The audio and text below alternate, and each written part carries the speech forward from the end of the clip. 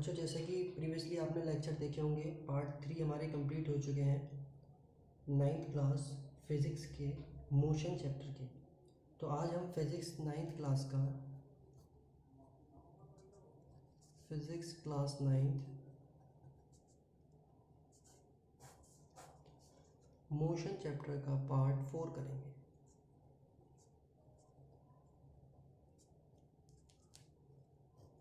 I hope कि आपको period ये जो स्टडी चल रही है आपको समझ में आ रही होगी। तो चलिए, जो प्रीवियसली लेक्चर में मैंने आपको होमवर्क दिया था उसके रिगार्डिंग थोड़ा सा स्टडी कर लेते हैं। मैंने आपको पहले एक क्वेश्चन दिया था पार्ट 3 वाले पीरियड में। तो उसमें जो क्वेश्चन था, क्वेश्चन न्यूमेरिकल था आपका। मैं उसको दोबारा रिपीट कर देता हूँ। An object move in circular path of radius R, find the distance and displacement for 2 complete revolution.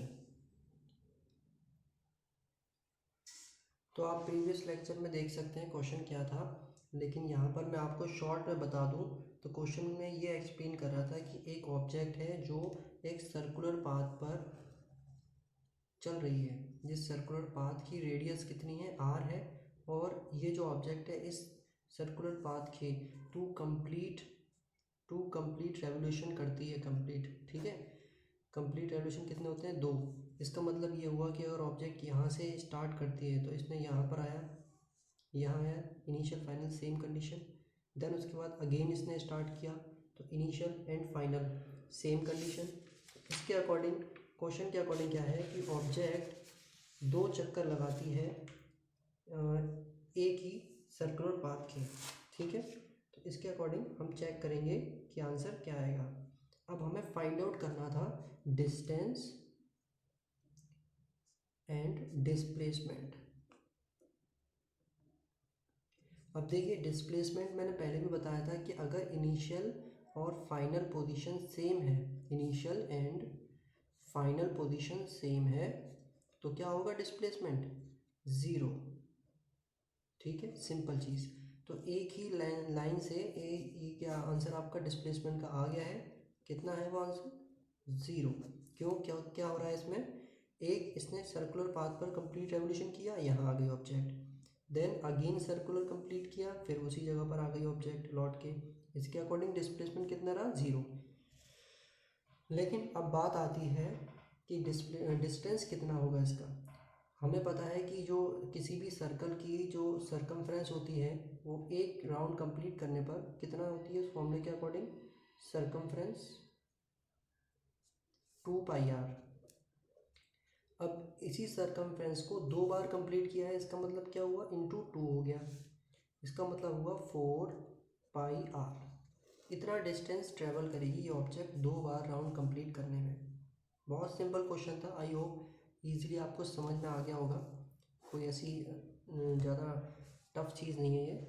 तो समझ में आ गया होगा आपको। डिस्प्लेसमेंट इनिशियल पॉइंट और फाइनल सेम होने पर 0 हो जाता है। सरकमफ्रेंस के बेस पर 2 बार चक्कर लगाए तो 2 टाइम्स कर दिया जाएगा इसका। चलिए अब आगे बढ़ते हैं कल के बाद से कि आगे अब हमें क्या स्टडी करना है, देखते हैं। देखिए, नेक्स्ट टॉपिक आपके uniform and non uniform motion.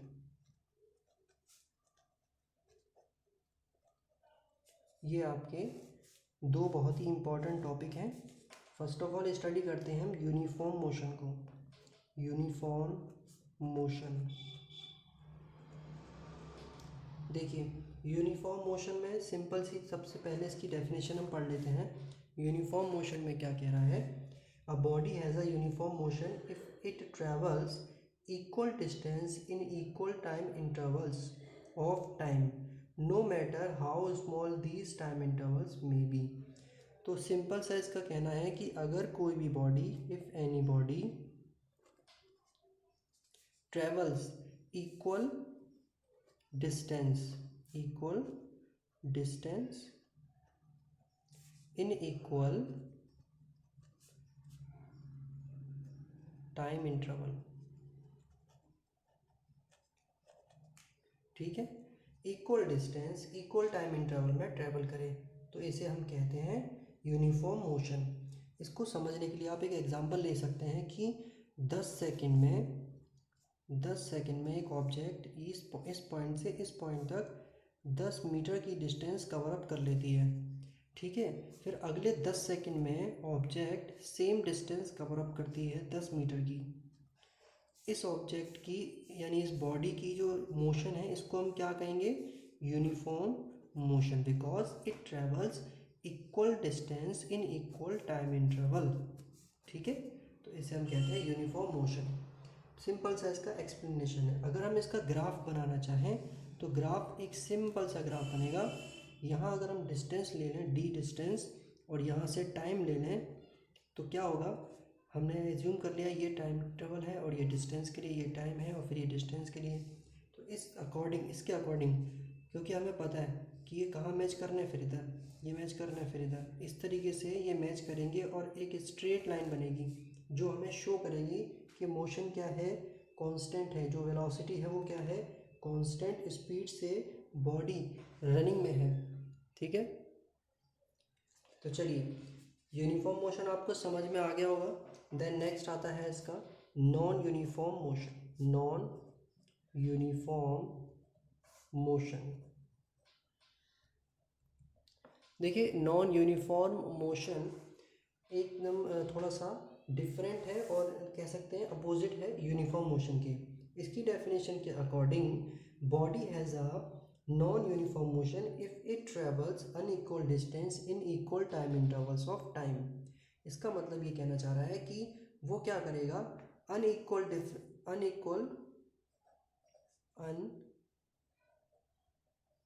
Distance travel करेगा, बट क्या होगा, इक्वल टाइम इंटरवल होगा, इक्वल टाइम इंटरवल में। कहने का मतलब ये है कि 1 सेकंड में बॉडी इस पॉइंट से इस पॉइंट तक गई और उसने 5 मीटर की डिस्टेंस कवर अप कर ली।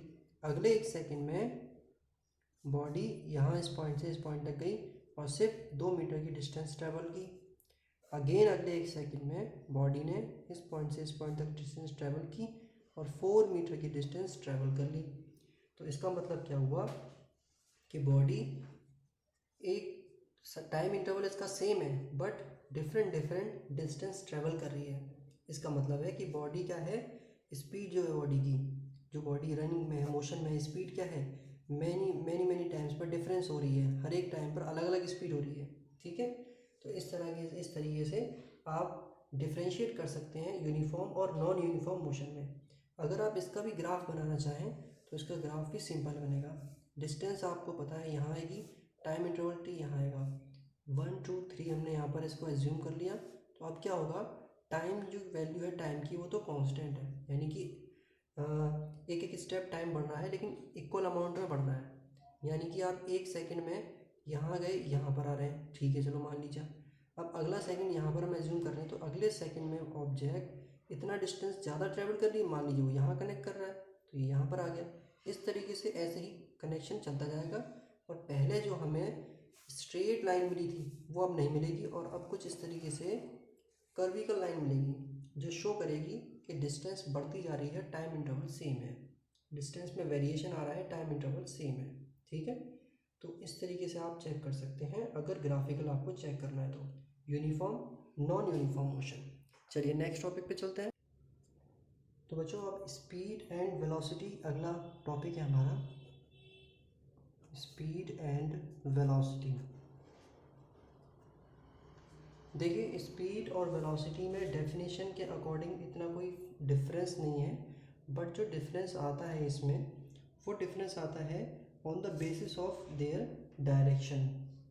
स्पीड और वेलोसिटी जो डिफरेंस क्रिएट करती है वो इस बेस पर डिफरेंस क्रिएट करती है कि स्पीड का मेजरमेंट अकॉर्डिंग टू डिस्टेंस किया जाता है और वेलोसिटी का मेजरमेंट अकॉर्डिंग टू डिस्प्लेसमेंट किया जाता है। इसको आप कह सकते हैं कि डिस्टेंस के कॉरस्पॉन्ड जो वैल्यू है वो स्पीड है और डिस्प्लेसमेंट के कॉरस्पॉन्ड जो वैल्यू है वो वेलोसिटी है। तो फर्स्ट ऑफ ऑल हम स्पीड का स्टडी कर लेते हैं कि स्पीड क्या है, क्या क्या टर्म्स इसमें हम यूज़ करेंगे। देखिए एक सिंपल डेफिनेशन स्पीड की, बहुत ही सिंपल डेफिनेशन है। अगर सिंपल डेफिनेशन के अकॉर्डिंग हम बताएं तो स्पीड क्या होती है, it is the distance travel bye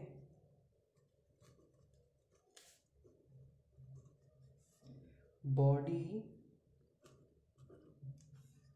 in unit time, in unit time. इसे हम क्या कहते हैं, स्पीड। एक यूनिट टाइम का मतलब होता है कि 1 सेकंड में, 1 घंटे में, जो भी है आपकी जो बॉडी है वो डिस्टेंस ट्रेवल करेगी, उसे हम कहेंगे उसकी स्पीड।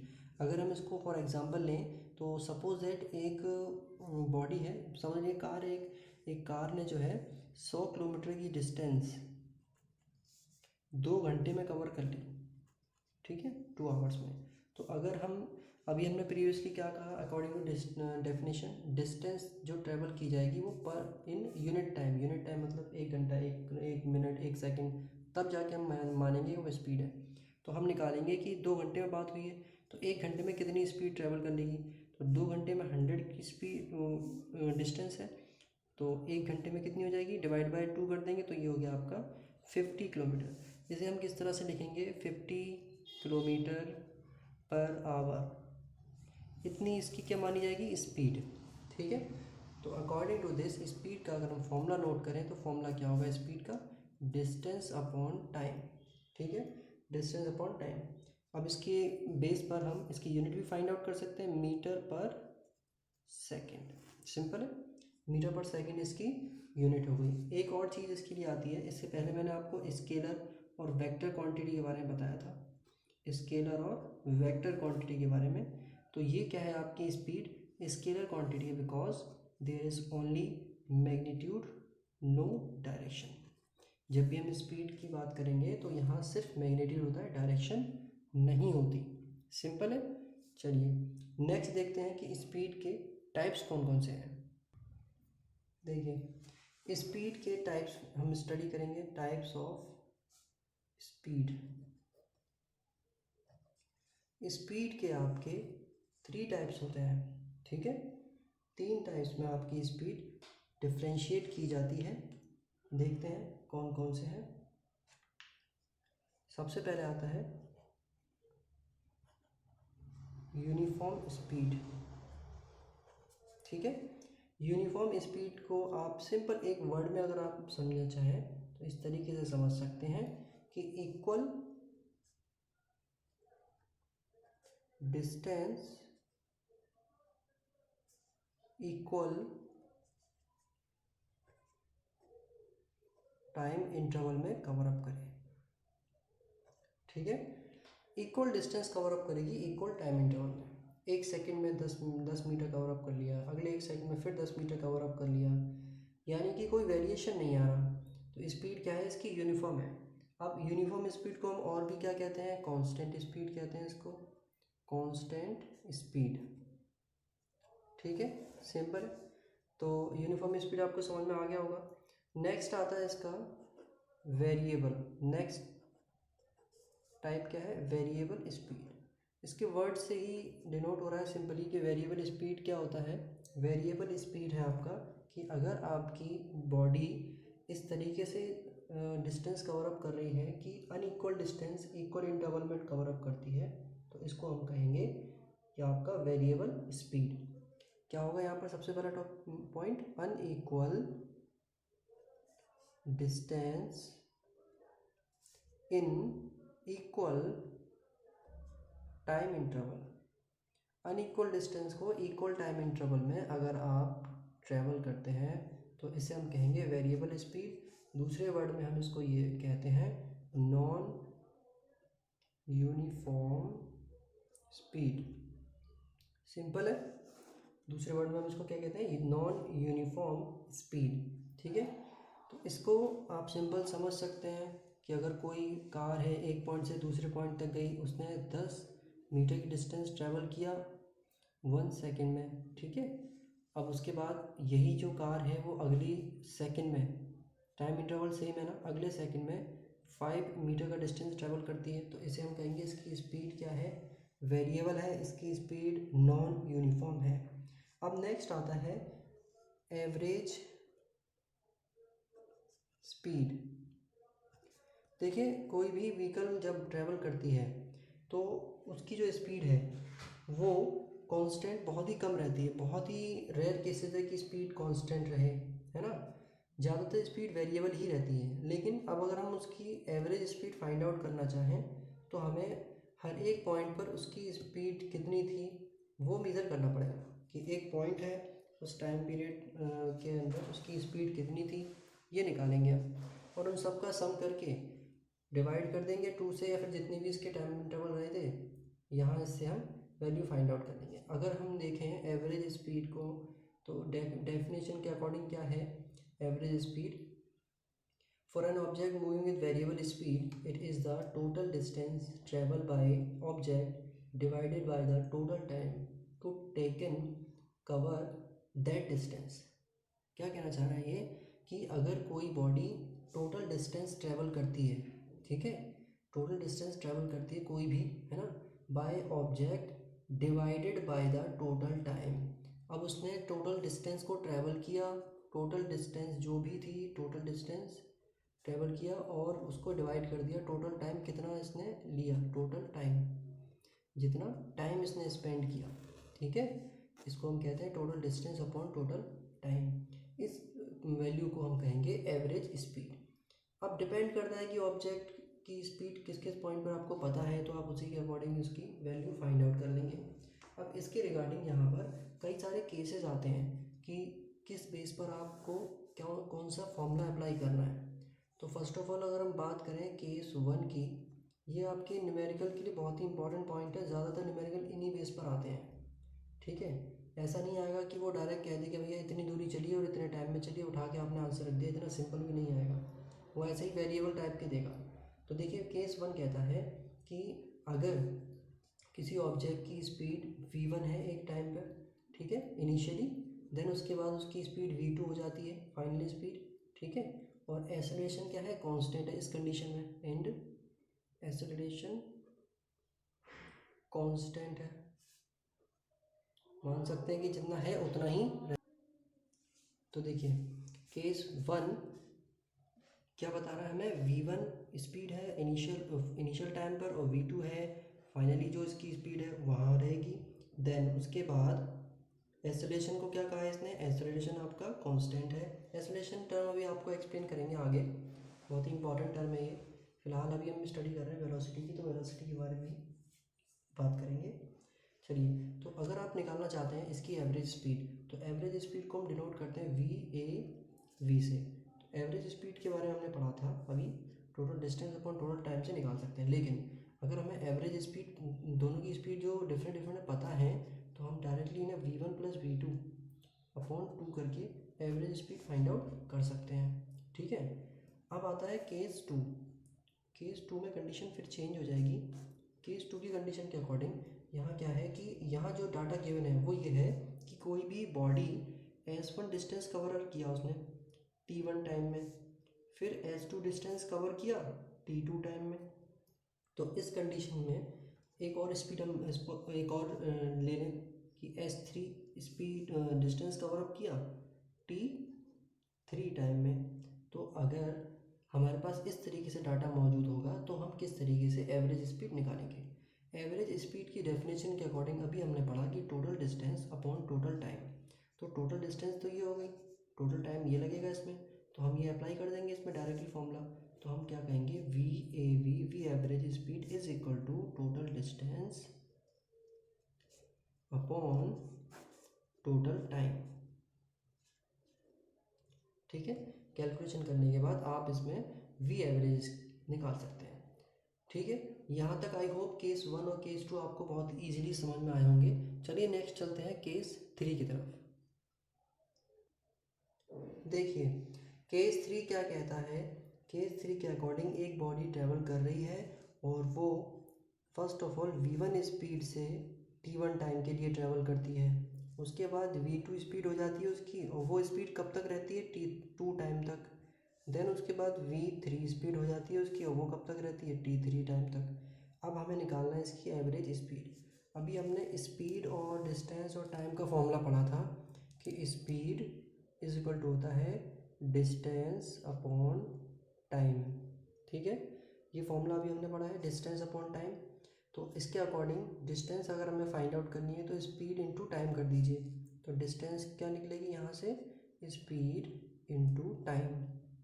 तो अगर हम फाइंड आउट करें इस सारे टर्म्स के अकॉर्डिंग तो v1 t1 है तो यहाँ s1 हम यूज़ कर सकते हैं, ऐसे ही s2 s3। तो s1 की वैल्यू क्या हो जाएगी यहाँ पर, स्पीड कितनी है s1 के लिए, v1, टाइम कितना है t1।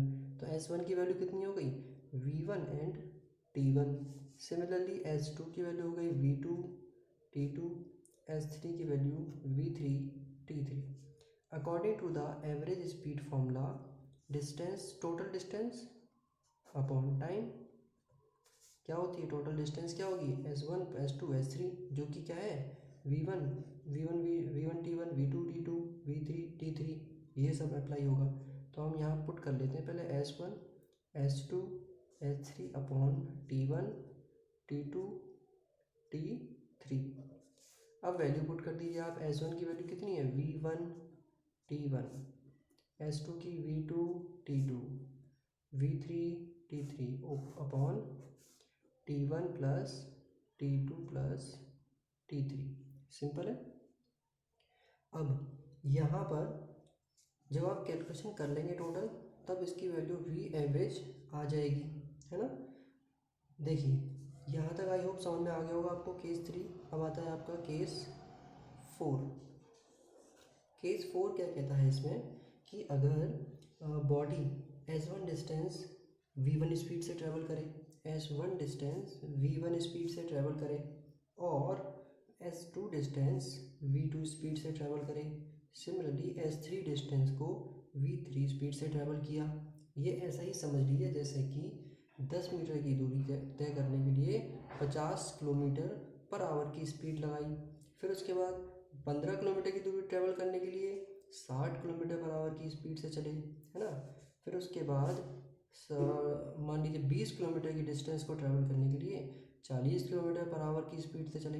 तो ये डिफरेंस हो गया इस तरह से, ये आपका न्यूमेरिकल वे में है एक टर्म और ये आपका फॉर्मूले के वे में टर्म है।